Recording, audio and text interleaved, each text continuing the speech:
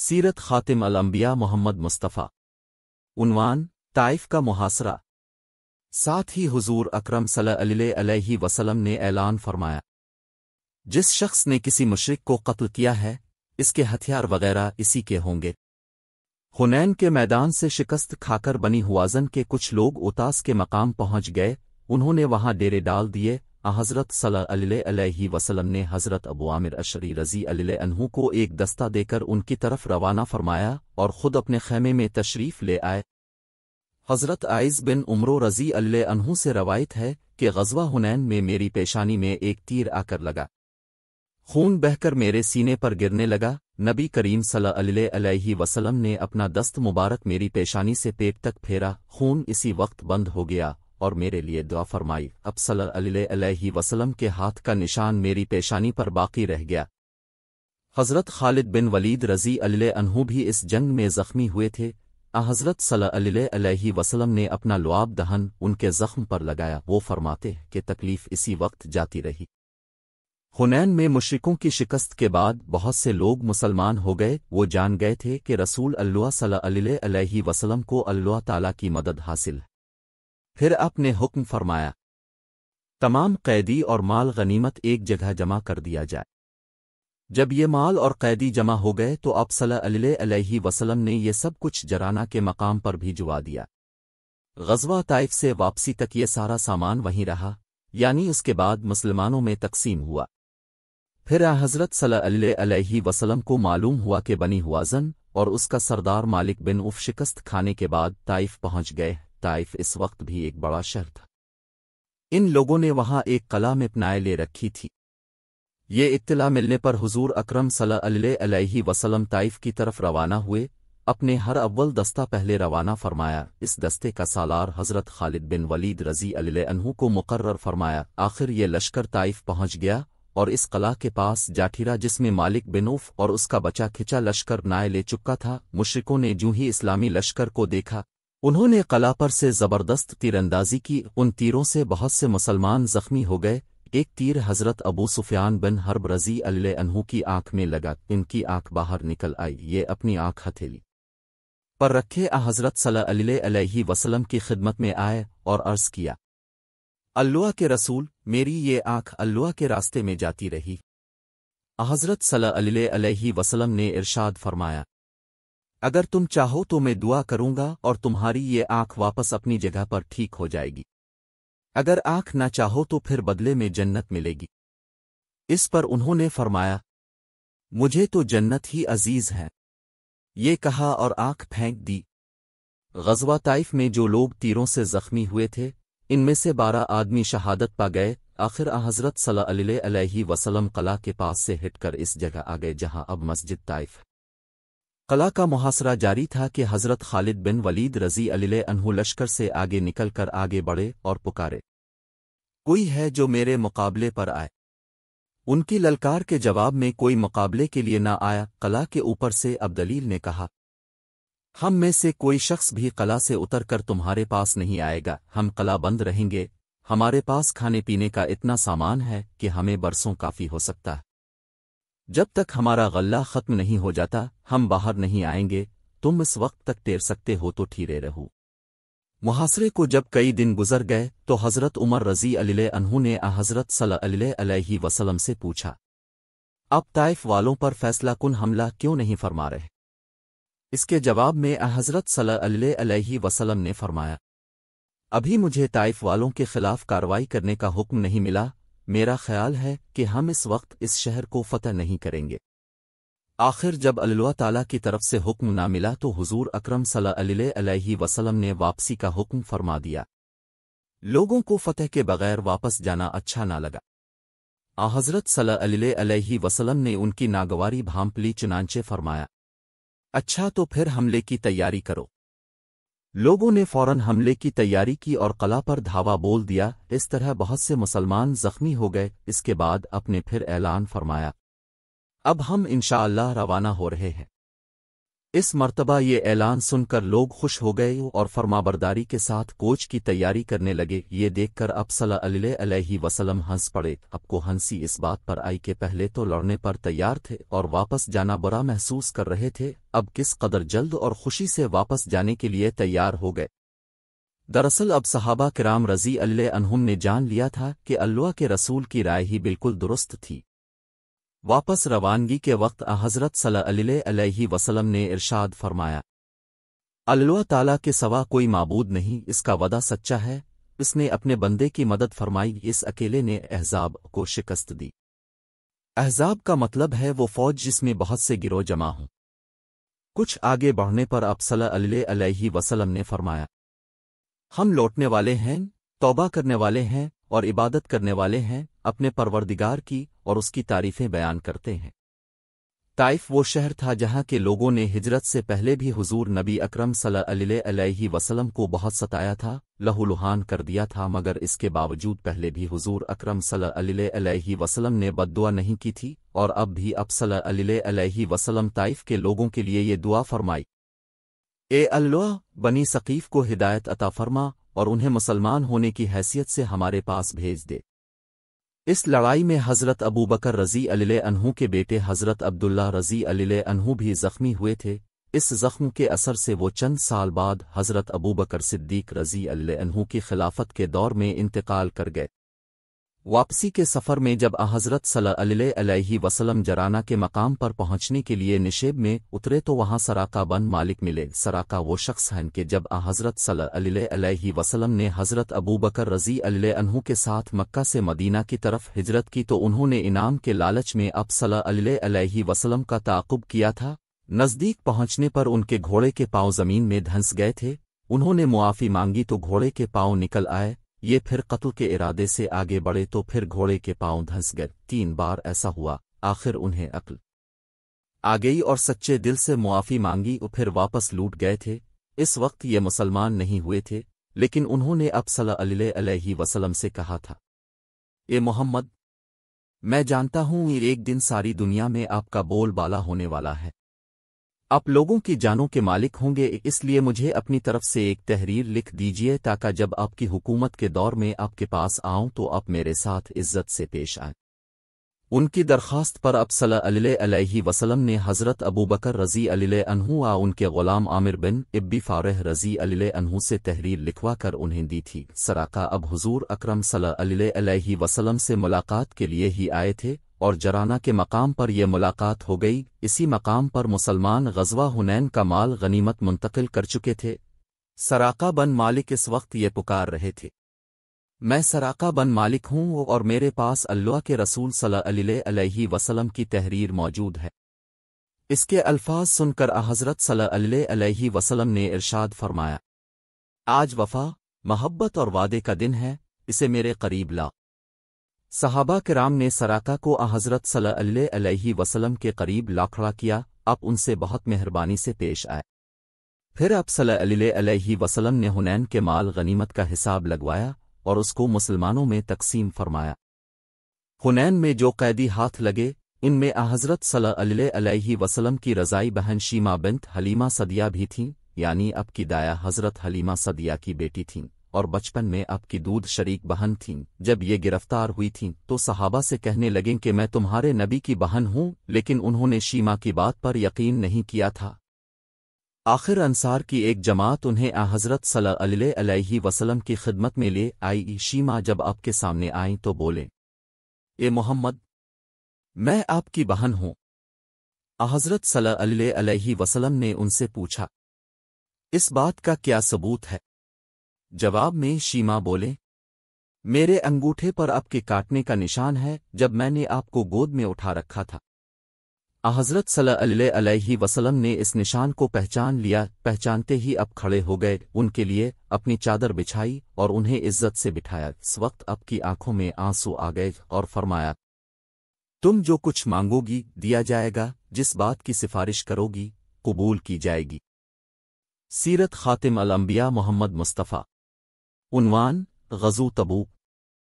اس پر شیما نے اپنی قوم کے قیدیوں کو رہا کرنے کا مطالبہ کا اقدوہے کی تعداد 6000 تھے۔ حضرت نے یہ سب قیدی شیما کے حوالے کر دیے اور انہوں نے سب کو چھوڑ دا۔ حد درجے شریفانہ سلوک تھا۔ اس طرح شیما اپنی قوم کے لیے بے حد بابرکت ثابت ہوئیں۔ اس کے بعد بنی ہوازن کے دوسرے قیدیوں کو بھی رہائی مل۔ مالک بن عوف جنگ کے میدان سے فرار ہے کر طائف چلے گئے تھے، جبکہ ان کے گھر والے قیدی بنا لیے گئے تھے۔ حضرت نے انہیں بھی رہا کر دیا تھا۔ مالک بن عوف صلی اللہ علیہ وسلم کو اپنے گھرانے کے ساتھ حضرت کے حسن سلوک کا پتہ چلا تو وہ بھی طائف سے نکل کر آپ کی خدمت میں حاضر ہو گئے۔ حضرت اس وقت جرانہ کے مقام پر تھے، انہوں نے اسلام قبول کر لیا۔ حضرت نے انہیں بنی ہوازن کے ان لوگوں کا امیر بنا دیا جو مسلمان ہو گئے تھے۔ جرانہ سے حضرت مکہ معظمہ روانہ ہونے لگے تو عمرے کا احرام باندھ لیا، وہاں سے روانہ ہے کر رات کے وقت مکہ میں داخل ہوئے۔ اب مسلسل لبیک یعنی تلبیہ پڑھتے رہے۔ عمرے سے فارغ ہے کر حضور اکرم 27 ذی قعدہ کو واپس مدینہ منورہ تشریف لائے۔ فتح مکہ کے بعد عرب کے تمام قبائل پر اسلام کی دھاک بیٹھ گئی اور وہ جوک در جوک اسلام قبول کرنے لگے۔ رجب 9 ہجری میں غزو تبوک پیش آئے۔ حضرت کو اپنے جاسوسوں کے ذریعے اطلاعات ملیں کہ رومیوں نے شام میں بہت زبردست لشکر جمع کر لیا ہے، اور یہ کہ انہوں نے اپنے ہر اول دستوں بلقاق کے مقام تک پھیلا دیا ہے۔ بلقاق ایک مشہور مقام تیان اطلاعات کی بنیاد پر حضرت نے تیاری کا حکم فرمایا۔ اب صحابہ کرام رضی اللہ عنہم کو جنگ کی تیاری کا حکم فرماتے تھے تو یہ نہیں بتاتے تھے کہ جانا کہاں ہے، مطلب یہ کہ اس بات کو خفیہ رکھتے تھے، لیکن غزو تبوک کی باری میں اپنے معاملہ راز میں نہ رکھا، اس لیے کہ رومیوں کا لشکر بہت زیادہ فاصلے پر تھا۔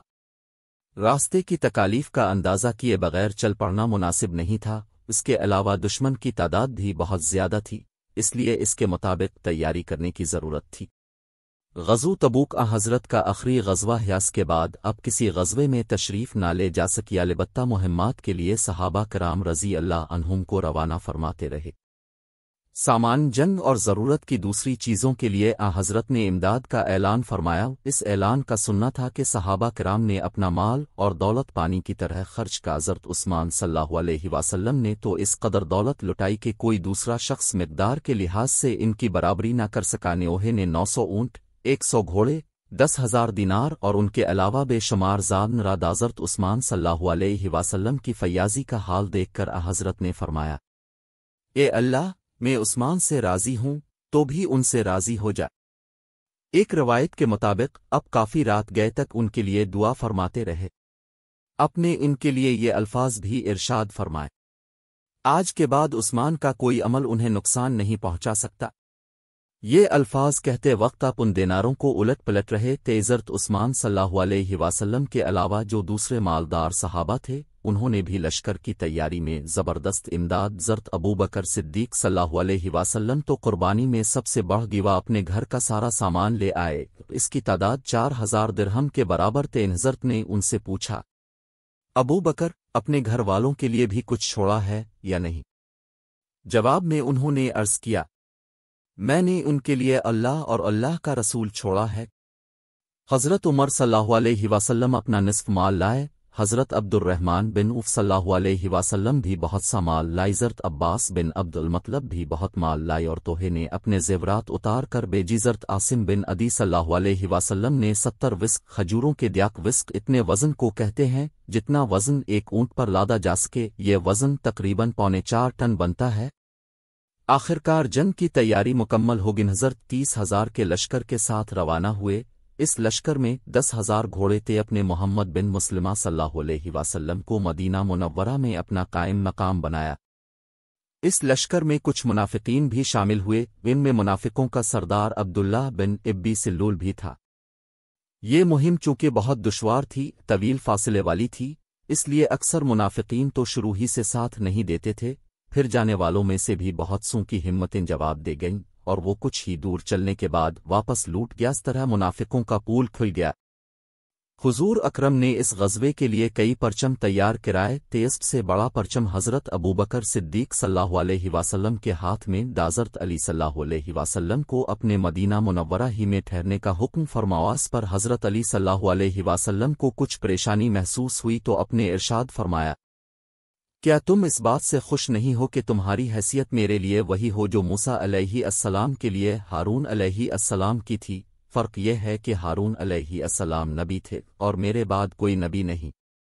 یہ سن کر حضرت علی صلی اللہ علیہ وسلم مطمئن ہو گئے۔ سوائے غزو تبوک کے اور کوئی غزوہ ایسا نہیں جس میں حضرت علی صلی اللہ علیہ وسلم شریک نہ ہوئے ہوں۔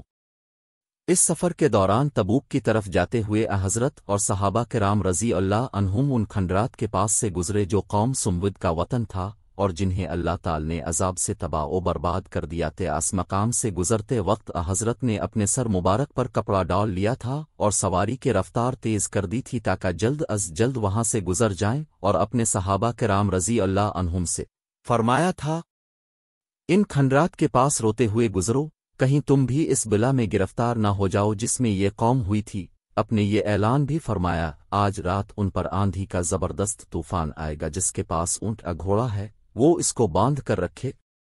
ساتھ میں اپنے حکم فرمایا، آج رات کوئی شخص تنہا اپنے پڑاؤ سے باہر نہ جائے بلکہ کسی نہ کسی کو اپنے ساتھ ضرور رکھے۔ پھر اتفاق ایسا ہوا کہ ایک شخص کسی ضرورت سے تنہا باہر نکل گانجا یہ ہوا کہ اس کا دم گھٹ گیا، ایک دوسرا شخص اپنے اونٹ کی تلاش میں نکل گیا، اس کا انجام یہ ہوا کہ ہوا اسے اڑا لے گئی اور پہاڑوں پر جا پہنچا۔ حضرت کو جب ان دو واقعات کا علم ہوا تو فرمایا، کیا میں نے کہا نہیں تھا کہ کوئی تنہا نہ جائے؟ باہر جانا پڑ جائے تو کسی کو ساتھ لے کر نکلے۔ اس سفر کے دوران ایک روز پانی بالکل ختم ہو گیا، پیاس نے لوگوں کو پریشان کردائخر لوگوں نے حضرت سے ذکر کائپ نے دعا کے لیے ہاتھ اٹھا دیا، اس وقت تک ہاتھ اٹھائے رہے جب تک کہ بارش نہ ہوگا، اور اتنی بارش ہوئی کہ سب سیراب ہو گئے۔ شکر نے اپنے برتن بھی بھر لیے۔ ان حالات میں اب کی اونٹنی گم ہوگی، اپنے اونٹنی کو تلاش کرنے کا حکم فرمایا۔ لشکر میں کچھ منافق رہ گئے تھے، وہ واپس نہیں گئے تھے۔ اس موقع پر وہ کہنے لگے، محمد کا دعویٰ تو یہ ہے کہ وہ نبی ہیں اور یہ مسلمانوں کو آسمان کی خبریں سناتے ہیں، لیکن انہیں یہ معلوم نہیں کہ ان کی اونٹنی کہاں ہے۔ حضرت تک منافقین کی یہ باتیں فوراً ہی پہنچ گئیں۔ اپنے لوگوں کے سامنے ارشاد فرمایا، مجھ تک کچھ لوگوں کی یہ بات پہنچی ہے، اللہ کی قسم میں انہی باتوں کو جانتا ہوں جو اللہ تعالی مجھے بتا دیتے ہیں، اور اونٹنی کے بارے میں مجھے ابھی اللہ تعالی نے بتایا کہ وہ فلاں وادی میں ہے، اس کی مہار ایک درخت کی ٹہنی میں الجھ گئی ہے، تم لوگ وہاں جاؤ اور اونٹنی کو میرے پاس لے آؤ۔ لوگ وہاں گئے تو اونٹنی کو اسی حالت میں پایا جیسا کہ حضرت نے فرمایا تھا۔ سفر جاری تھا کہ حضرت ابوذر غفاری صلی اللہ علیہ وسلم کا اونٹ تھک گیا۔ جب اونٹ کسی طرح چلنے کے لیے تیار نہ ہوا تو تنگ آ کر حضرت ابوذر صلی اللہ علیہ وسلم نے سامان اس پر سے اتار کر اپنے سر پر رکھ لیا اور پیدل چل پڑی ہے تک کہ حضرت تک پہنچ گئے۔ لوگ آپ کو پہلے ہی خبر دے چکے تھے کہ ابوذر پیچھے رہ گئے ہیں کیونکہ ان کا اونٹ تھک گیا ہے، سن کر آپ نے فرمایا، اسے اس کے حال پر چھوڑ دو، اگر ابوذر میں کوئی خیر ہے تو اللہ تعالی اسے تم تک پہنچا دے گا، اور اگر خیر کے بجائے برائی ہے تو سمجھ لو اللہ نے تمہیں اس سے امن دے دیا۔ پھر لوگوں نے دور سے کسی کو آتے دیکھا تو حضرت کو اطلاع دپ نے فرمایا، ابوذر ہوں گے، اللہ ان پر رحمت فرمائے، اکیلے ہی پیدل چلے آ رہے ہیں، اکیلے ہی مریں گے، یعنی ان کی موت ویرانے میں ہوگی، اور اکیلے ہی دوبارہ زندہ ہے کر قیامت میں اٹھیں گے۔ حضرت ابوذر غفاری صلی اللہ علیہ وسلم کے بارے میں حضرت کی یہ پیش گوئی لفظ با لفظ پوری حضرت عثمان صلی اللہ علیہ وسلم کے زمانے میں وہ ربضہ کے ویران مقام پر چلے گئے تھے، وہیں ان کی موت واقع ہوئی تھی۔ آخر اسلامی لشکر نے تبوک کے مقام پر پہنچ کر پڑاؤ ڈالا۔ سیرت خاتم الانبیاء محمد مصطفیٰ۔ عنوان: تبوک سے واپسی۔ وہاں پہنچ کر معلوم ہوا کہ تبوک کے چشمے میں پانی بہت کم ہے، لشکر کی ضرورت اس سے پوری نہیں ہو سکتی۔ حضرت نے اس میں سے اپنے دست مبارک میں پانی لیا اور اس کو منہ میں لے کر واپس چشمے کے دہانے پر کلی کر دی، چشمہ اسی وقت ابلنے لگا اور پورا بھر گیا۔ اس طرح سب نے پانی سے سیرابی حاصل کا۔ علاقہ اس وقت بالکل بنجر تھا۔ اس موقع پر نبی اکرم نے حضرت معاذ صلی اللہ علیہ وسلم سے ارشاد فرمایا، اے معاذ، اگر تمہاری عمر نے وفا کی تو تم دیکھو گے یہ علاقہ باغ و بہار بن جائے گا، یعنی گرد و پیش کی یہ سرزمین باغات والی نظر آئے گی۔ مرخ علامہ ابن عبد البر اندلسی لکھتے ہیں کہ میں نے وہ علاقہ دیکھا تھا، تمام کا تمام باغات سے بھرا ہوا تھا۔ تبوک کے مقام تک پہنچنے سے ایک رات پہلے حضرت ایک رات سوئے تو صبح آپ کی آنکھ دیر سے کھلی، بیدار ہوئے تو سورج سوا نیزے کے قریب بلند ہو چکا تھا۔ اس سے پہلے رات کو اپنے بلال صلی اللہ علیہ وسلم کو جاگ کر نگرانی کرنے اور فجر کے وقت اٹھانے کا حکم دیا تھا۔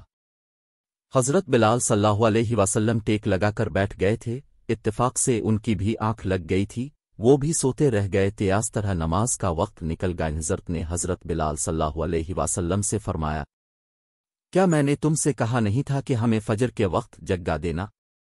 جواب میں حضرت بلال صلی اللہ علیہ وسلم نے عرض کیا، اے اللہ کے رسول، جس چیز نے آپ کو غافل کر دیا اسی نے مجھے غافل کر دیا، یعنی مجھے بھی نیند آ گئی تھی۔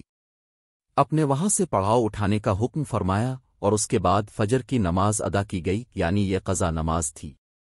تبوک کے سفر کے دوران ایک جگہ پھر پانی ختم ہو گیا، حضرت کو یہ بات بتائی گئی تو اپنے حضرت علی اور حضرت زبیر رضی اللہ عنہما کو حکم دیا، کہیں سے پانی تلاش کر کے لاؤ۔ یہ دونوں حضرات وہاں سے چل کر راستے پر ابٹی، جلد ہی انہوں نے دور سے ایک بوڑھی عورت کو آتے دیکھا، وہ اونٹ پر سوار تھے، اس نے پاؤں دونوں طرف لٹکا رکھے تھے اور مشکیزوں میں پانی بھر رکھا تھے، نے اس سے پانی مانگا، اس پر وہ بولی، میں اور میرے گھر والے تم سے زیادہ پانی کے ضرورت مند ہیں، میرے بچے یتیم ہیں۔ اس پر انہوں نے کہا، تم پانی سمیت ہمارے ساتھ رسول اللہ کے پاس چلو۔ یہ سن کر وہ بولی، کون رسول اللہ؟ وہ جادوگر جن کو بے دین کہا جاتا ہے، پھر تو یہی بہتر ہے کہ میں ان کے پاس نہ جاؤں۔ اس کا جواب سن کر حضرت علی اور حضرت زبیر رضی اللہ عنہما اسے زبردستی حضرت کے پاس لے آئے۔ حضور اکرم نے جب انہیں اس بڑھیا کو اس طرح لاتے دیکھا تو ان سے فرمایا، اسے چھوڑ دو۔ پھر اس سے ارشاد فرمایا، کیا تم ہمیں اپنے پانی کو استعمال کرنے کی اجازت دو گی؟ تمہارا پانی جوں کا توں جتنا تم لے کر آئی ہو اتنا ہی محفوظ رہے گا۔ بڑھیا بولی، وہ ٹھیک ہے۔ اب حضرت نے حضرت ابو قتادہ صلی اللہ علیہ وسلم سے فرمایا، ایک برتن لے آؤ۔ وہ برتن لے اپنے اس عورت کا مشکیزہ کھولا اور اس برتن میں تھوڑا سا پانی لیا، پھر اپنا دستن مبارک اس میں ڈالا اور لوگوں سے فرمایا، میرے قریب آ جاؤ اور پانی لینا شروع کر دو۔ صحابہ کرام رضی اللہ عنہم نے دیکھا پانی اس برتن میں چشمے کی طرح ابل رہا تھا، یوں لگتا تھا جیسے آپ کی انگلیوں سے نکل رہا ہو۔ اس برتن سے پانی لینے لگے، پینے لگے، اپنے جانوروں کو بھی پلانے لگے، پھر انہوں نے اپنے خالی برتن بھر لیے، یہاں تک کہ تمام جانور سیراب ہو گئے، تمام برتن بھر گئے اور پانی اس برتن میں اسی طرح جوش مار رہا تھا۔ اب اپنے وہ پانی واپس اس عورت کے مشکیزے میں ڈال دیا اور اس کا منہ بند کرنے کے بعد فرمایا، تم لوگوں کے پاس جو کچھ ہو لے آؤ۔ اپنے ایک کپڑا بچھا دیا۔ صحابہ کرام اس کے لیے گوشت اور کھجور وغیرہ لے اپنے، وہ سب اسے دے کر فرمایا، ہم نے تمہارے پانی میں سے کچھ نہیں لیا، یہ سب چیزیں لے جاؤ، اپنے یتیم بچوں کو کھلا دینا۔ عورت حیرت زدہ تھی، اس نے یہ سارا منظر اپنی آنکھوں سے دیکھا تھا، ایسا منظر اس نے زندگی میں کبھی نہیں دیکھا تھا۔ جب یہ اپنے گھر پہنچی تو گھر والوں نے کہا کہ تم نے بہت دیر لگا، داس پر اس نے سارا واقعہ سنایا۔ اس بستی کے لوگوں کو بھی اس واقعہ کا علم ہو گیا، خیر یہ بڑھیا بستی کے لوگوں کے ساتھ حضرت کی خدمت میں حاضر ہوئی، اس نے اور اس کے قبیلے والوں نے حضرت کے ہاتھ پر کلمہ پڑھا۔ غزو تبوک میں ایک موقع پر کھانے کا سامان ختم ہوگا، حالت یہاں تک پہنچی کہ ایک کھجور مل جاتی تو ایک پوری جماعت لے کر بیٹھ جاتی، پھر سب باری باری اسے چوستے اور دوسروں کی طرف بڑھتے۔ آخر لوگوں نے عرض کیا، اگر آپ اجازت دیں تو ہم اپنے اونٹ ذبح کر کے کھا لیں۔ اس پر حضرت عمر فاروق صلی اللہ علیہ وسلم نے کہا، اے اللہ کے رسول، اگر آپ نے یہ اجازت دے دی تو سواری کے جانور ختم ہو جائیں گے۔ اب ان سے فرمائی کہ جس کے پاس بھی کوئی بچی ہوئی چیز ہو وہ لے آئے، پھر آپ اس خوراک میں برکت کی دعا کریں۔ چنانچہ ایسا ہی کیا گیا، لفاف کپڑا بچھایا گیا، جس کے پاس کوئی چیز تھی وہ لے آیا۔ جب سب چیزیں کپڑے پر جمع ہو گئیں تو اپنے ان میں برکت کی دعا کی اور فرمایا، اب تم لوگ اپنے اپنے برتن اس خوراک سے بھر لو۔ سب اپنے برتن بھرنے لگے، سب نے خوب سے رہ کر کھایا بھی اور برتن بھی بھرے، پورے لشکر میں کوئی برتن ایسا نہ رہا جو بھر نہ لیا گیا ہو۔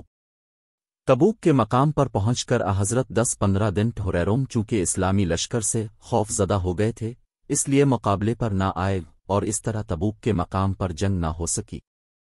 اس دوران اب قصر نمازیں پڑھتے رہے، یعنی مسافر کی نماز جس میں ظہر، عصر اور عشاء کی فرض نمازوں میں 4 رکعت کی 2 رکعت ادا کی جاتی ہیں۔ آخر تبوک سے واپسی کا سفر شروع ہوا تو راستے میں چند منافقوں حضور اکرم کو کھائی میں دھکا دے کر قتل کرنے کی سازش کی، لیکن ان کی سازش کی اللہ تعالی نے آپ کو وحی کے ذریعے خبر دے دی، اس طرح ان کی سازش ناکام ہوئی۔ مدینہ منورہ کا سفر ابھی ایک دن کا باقی تھا اور اسلامی لشکر زی اوان کے مقام پر پڑاؤ ڈالے ہوئے تھا کہ اللہ تعالی کی طرف سے حکم نازل ہوا کہ مسجد زرار کو گرا دیں۔ یہ مسجد منافقوں نے بنائی تھی، وہ اس مسجد کو اپنی سازشوں کا مرکز بنانا چاہتے تھے۔ جس وقت حضور اکرم تبوک کے لیے روانہ ہوئے تھے اور اس مسجد کے پاس سے گزرے تھے، تب ان منافقوں نے اب سے اس مسجد میں 2 رکعت ادا کرنے کی درخواست کی تھی۔ اس وقت اپنے ارشاد فرمایا تھا کہ واپسی پر پڑھوں گا، لیکن واپسی پر اللہ تعالی نے ان کی سازش سے باخبر کر دیا تھا۔ چنانچہ حضور اکرم نے صحابہ کرام کو حکم دیا، اس مسجد میں جاؤ اور جن لوگوں نے وہ مسجد بنائی ہے ان کی آنکھوں کے سامنے اس کو آگ لگا کر گرا دو، اس مسجد کو بنانے والے بڑے ظالم لوگ ہیں۔ چنانچہ صحابہ نے حکم کی تعمیل کی۔ مغرب اور عشاء کے درمیانی وقت میں ایسا کیا گا، مسجد کو بالکل زمین کے برابر کر دیا گیا۔ جب حضور اکرم کے لشکر کے ساتھ مدینہ منورہ میں داخل ہوئے تو فرمایا، یہ شہر پاکیزہ اور پرسکون ہمری پروردگار نے اس کو آباد کیا ہے۔ یہ شہر اپنے باشندوں کے میل کچیل کو اسی طرح نکال دیتا ہے جس طرح لوہار کی بھٹی لوہے کے میل کچیل کو دور کر کے صاف کر دیتی ہے۔ پھر عہد کے پہاڑ کے لیے فرمایا، یہ عہد کا پہاڑ ہے، یہ پہاڑ ہم سے محبت کرتا ہے اور ہم بھی اس سے محبت کرتے ہیں۔ اس سفر میں جانے سے کچھ لوگوں نے جی چرایا تھا۔ مدینہ منورہ میں داخل ہوتے ہی حضور اکرم نے حکم فرمایا، جب تک میں حکم نہ دوں تم اس وقت تک ان لوگوں سے نہ بولنا، نہ ان کے ساتھ اٹھنا بیٹھنا۔